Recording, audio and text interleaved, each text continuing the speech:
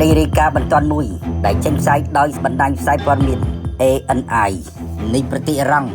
និងការចុះផ្សាយរបស់សារព័ត៌មានអាចារ្យជារាត្រូវបានឲ្យដឹងថាកងកម្លាំងនៃកងឆ្មាំបដិវត្តន៍អ៊ីស្លាមអ៊ីរ៉ង់បានចាប់ផ្ដើមបើកការវាយប្រាដែលឆ្ពោះទៅកាន់នាវាចម្បាំងរបស់សហរដ្ឋអាមេរិកដែលកំពុងឡោមព័ទ្ធច្រកសមុទ្រហុបមកជាមួយនឹងការបាញ់វងដ្រូនរបស់អ៊ីរ៉ង់ទៅលើគោលដៅនៃនាវាចម្បាំងសហរដ្ឋអាមេរិកដែលនេះជាការសងសឹកភ្លាមៗរបស់អ៊ីរ៉ង់បន្ទាប់ពីកប៉ាល់ពាណិជ្ជកម្មដ៏ធំបំផុតរបស់អ៊ីរ៉ង់ត្រូវបានរងការវាយប្រានិងរឹបអូសដោយនាវាចម្បាំងសហរដ្ឋអាមេរិកកាលពីថ្ងៃអាទិត្យទី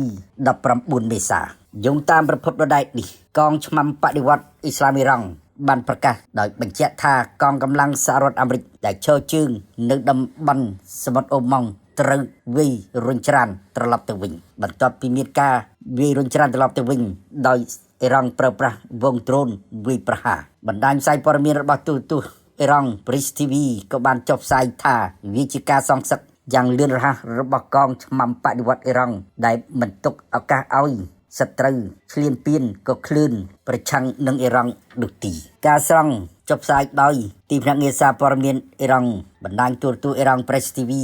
បានបញ្ជាក់ថាកងកម្លាំងសហរដ្ឋអាមេរិកបានបើកប្រតិបត្តិការនៅក្នុងតំបន់ឈូងសមុទ្រពាក់តំបន់សមុទ្រក្រហមសមុទ្រអូម៉ង់ច្រកសមុទ្រហុបមកដោយដាក់គោលដៅវាយប្រាទៅលើកប៉ាល់ដឹកប្រេងដ៏ធំមួយរបស់អ៊ីរ៉ង់ជាការប៉ុនប៉ងដើម្បីចាប់យកផ្លូវទឹកនៃដែនអធិបតេយ្យភាពរបស់អ៊ីរ៉ង់យោងតាមរបាយការណ៍ដដែលនេះហេតុការណ៍នេះបានកើតឡើងចំពេលដែលស្ថានភាពនៅតំបន់សមុទ្រឈូងសមុទ្រពាក់សមុទ្រក្រហមសមុទ្រអូម៉ង់ច្រកសមុទ្រហុបរបស់ជាពិសេសកំពុងឡើងកម្ដៅ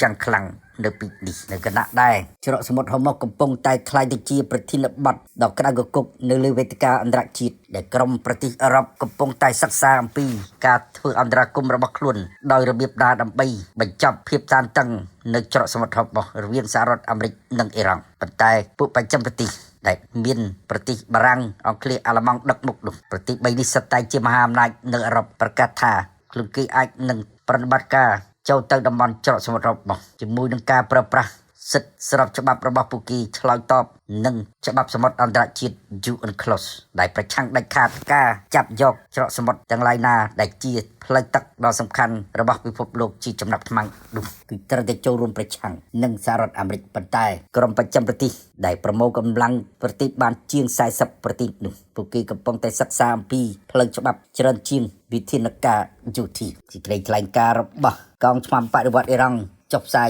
ទៀតថាចលនារបស់កងទ័ពសហរដ្ឋអាមេរិកដែលបិទច្រកសមុទ្រហុបមកឡោមព័ទ្ធច្រកសមុទ្រហុបមកទាំងចេញទាំងចូលច្រកសមុទ្រនេះគឺច្បាស់ណាស់សហរដ្ឋអាមេរិកកំពុងប្រែក្លាយខ្លួនទៅជាប្រទេសពង្រឹងសណ្ដាប់ធ្នាប់ពិភពលោកក្លាយទៅជាប្រទេសបង្កើតបណ្ដាញចៅសមុទ្រនិងភេរវកម្មចៅសមុទ្រដែលអ៊ីរ៉ង់ត្រូវតែប្រឆាំងដាច់ខាតសេចក្តីថ្លែងការណ៍របស់កងឆ្មាំបដិវត្តន៍អ៊ីរ៉ង់បានបញ្ជាក់ទៀតថាទង្វើរបស់សហរដ្ឋអាមេរិកនៅពេលនេះកំពុងតែទាញប្រទេសជាច្រើនមកចូលរួមជាមួយខ្លួនដែលប្រទេសទាំងនោះកំពុងតែរៀបចំគំនិតផែនការដើម្បីចង់ឈ្លានពានដែនអធិបតេយ្យភាពនៃប្រទេសអ៊ីរ៉ង់ផងដែរដែលក្នុងនោះកងឆ្មាំបដិវត្តន៍អ៊ីរ៉ង់កំពុងសម្ដៅទៅលើពួកបច្ចឹមប្រទេសសេចក្តីថ្លែងការណ៍របស់កងឆ្មាំបដិវត្តន៍អ៊ីរ៉ង់បញ្ជាក់ថារាល់ការបើកឆ្លងកាត់កប៉ាល់ទាំងអស់ដែលត្រូវឆ្លងកាត់ច្រកសមុទ្រហុបមកវាត្រូវតែឆ្លងកាត់ការត្រួតពិនិត្យរបស់កងឆ្មាំបដិវត្តន៍អ៊ីរ៉ង់ជាមុនសិនគឺមិនត្រូវឆ្លងកាត់ដោយគ្មានការផ្ទៀងផ្ទាត់នោះទីប៉ុន្តែនៅពេលនេះអ៊ីរ៉ង់បញ្ជាក់ថាកងនាវាចម្បាំងរបស់សហរដ្ឋអាមេរិកកំពុងតែកកឃ្លឿន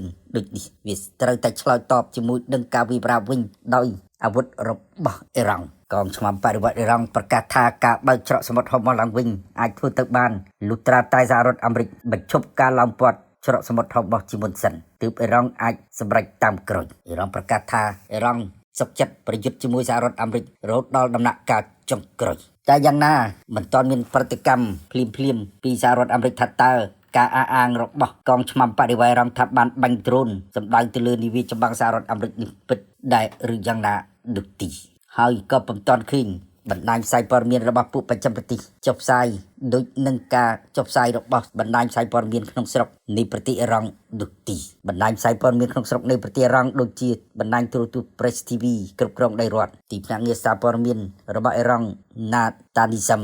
បានចុះផ្សាយអំពីសេចក្តីថ្លែងការណ៍ដែលបញ្ជាក់ពីការ វាយប្រាដោយកងឆ្មាំបរិវារប្រើប្រាស់ដ្រូនវាយប្រាទៅលើនាវាចម្បាំងសហរដ្ឋអាមេរិកតែទីបញ្ជាការកណ្ដាលរបស់កងទ័ពសហរដ្ឋអាមេរិកបានបញ្ចេញសេចក្តីថ្លែងការណ៍របស់ខ្លួនថាសហរដ្ឋអាមេរិកពិតជាបើកការវាយប្រាគម្រាមទៅលើកប៉ាល់ដ៏ធំមួយគ្រឿងដោតទង់ជាតិរបស់អ៊ីរ៉ង់ឲ្យឈប់ជាបន្ទាន់មិនត្រូវបើកបុករបាំងឡោមព័ទ្ធរបស់នាវាចម្បាំងសហរដ្ឋអាមេរិកនោះទីទើបសហរដ្ឋអាមេរិកសម្រេចរឹបអូសកប៉ាល់នោះហើយនាំយកទៅឃុំនៅតំបន់សមុទ្រអារ៉ាប់និងឈ្មោះទៅមហាសមុទ្រឥណ្ឌាលោកដូណាល់ត្រាំក៏បានបញ្ជាក់ដែរថាពិតជាមានការរឹបអូសកប៉ាល់របស់អ៊ីរ៉ង់ដូចនេះមែនព្រោះកប៉ាល់នោះវាបំពេញលើបំរាមរបស់សហរដ្ឋអាមេរិកសូមជម្រាបថាកប៉ាល់របស់អ៊ីរ៉ង់ដ៏ធំត្រូវបានរឹបអូសនោះវាស្ថិតនៅសមុទ្រអូបម៉ង់នៅទីនោះហើយដែលនាវាផ្ទុកចរន្តរបស់អាមេរិក USS Abraham Lincoln បានបោះទីតាំងដើម្បីឡោមព័ទ្ធច្រកសមុទ្ររបស់ជាមួយនឹងនាវាពិឃាតជាច្រើនទៀតស្ថិតនៅទីនោះរួចស្រេចប៉ុន្តែ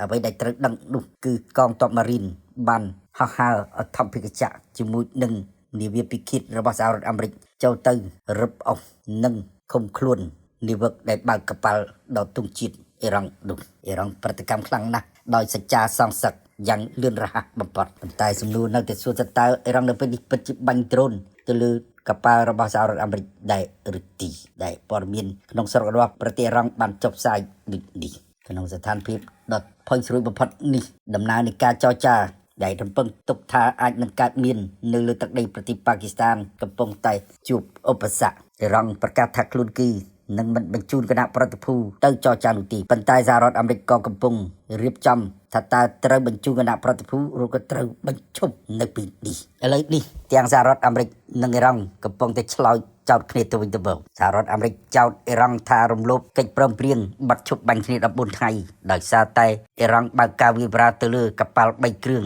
កំពុងឆ្ពោះឆ្លងកាត់ច្រកសមុទ្ររបស់ដែលកប៉ាល់3គ្រឿងនោះយ៉ាងហោចណាស់2គ្រឿងជាកប៉ាល់របស់ប្រទេសឥណ្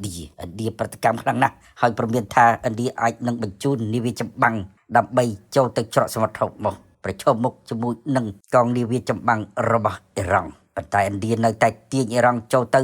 រកការដោះស្រាយនៅឯវេទិកាអន្តរជាតិចំណែកឯប្រទេសចិននៅតែទាមទារឲ្យមានដំណោះស្រាយដោយសន្តិវិធីចំពោះវិបត្តិច្រកសមុទ្រហូម៉ូសនេះចិននៅតែគៀបសង្កត់ឲ្យអ៊ីរ៉ង់បន្ធូរបន្ថយបន្ទន់អេរយាប័តឲ្យបានកម្រិតទីបំផុតនៅចំពោះមុខសហរដ្ឋអាមេរិកជាងបន្តសង្គ្រាមផ្ដល់ឱកាសឲ្យសហរដ្ឋអាមេរិកនិងអ៊ីស្រាអែលវាយប្រហារអ៊ីរ៉ង់ម្ដងទៀតនោះប៉ុន្តែគេដឹងថានៅក្នុងជួររដ្ឋាភិបាលនៃរបបសាធារណរដ្ឋអ៊ីស្លាមអ៊ីរ៉ង់យ៉ាងហោចណាស់ក៏គេដឹងថាកំពុងតែបែកបាក់គ្នារវាងមន្ត្រីថ្នាក់ពុះរដ្ឋាភិបាលនិងឧត្តមសេនីយ៍នៃកងឆ្មាំបដិវត្តន៍អ៊ីស្លាមអ៊ីរ៉ង់ដែលក្នុងនោះក៏មានក្រុមបុព្វជិតសាសនាដែលប្រកាន់ខ្សែតឹងប្រឆាំងមិនអោយរដ្ឋាភិបាលនៃប្រធានាធិបតីម៉ាស៊ូពេស៊ូគីនបើកការចរចាជាមួយនឹងសហរដ្ឋអាមេរិកនោះទីដោយចាត់ទុកថាការចរចាគ្មានន័យនោះទេបើអាមេរិកនៅតែឡោមព័ទ្ធច្រកសមុទ្រហូបូសយ៉ាងណានៅពេលនេះប្រសិនបើអាមេរិកមិនព្រមដកនាវាចម្បាំងចេញពីការឡោមព័ទ្ធច្រកសមុទ្រហូបូសហើយប្រសិនបើអ៊ីរ៉ង់នៅតែប្រកាន់ការសងសឹកជាពុំរួចទេគេថាច្រកសមុទ្រហូម៉ូសកំពុងចាប់ផ្ដើមផ្ទុះសង្គ្រាមជាមួយនឹងអ្វីដែលហៅថាអ៊ីរ៉ង់បើកការវាយប្រហារដោយវងដ្រូនទៅលើកងនាវាចម្បាំងសហរដ្ឋ